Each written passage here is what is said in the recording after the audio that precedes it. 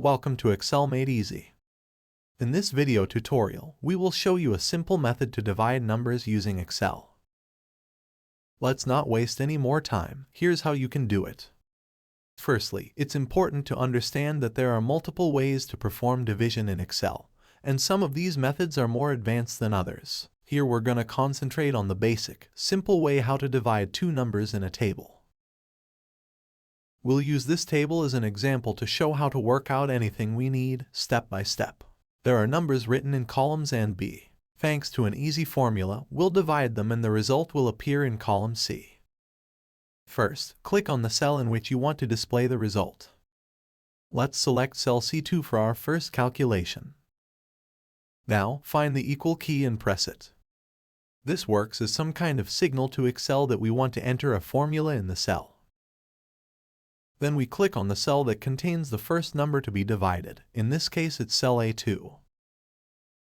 Once we've selected the cell, we can see how another part of the formula appeared after the equal sign. It's the cell reference A2. Next, we need to add the symbol for the mathematical operation we want to carry out, so we'll use a slash, which is used for division in Excel.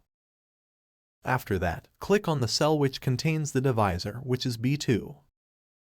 So, what we've just done is that we've told Excel to divide the number in cell A2 by the number in cell B2. Hit enter and you're done. The result is available at once. You can use similar steps to add, subtract, or even multiply in Excel. You can watch separate tutorials that describe how to do these calculations in more detail. But this is not all. Here comes a handy little life hack just for you.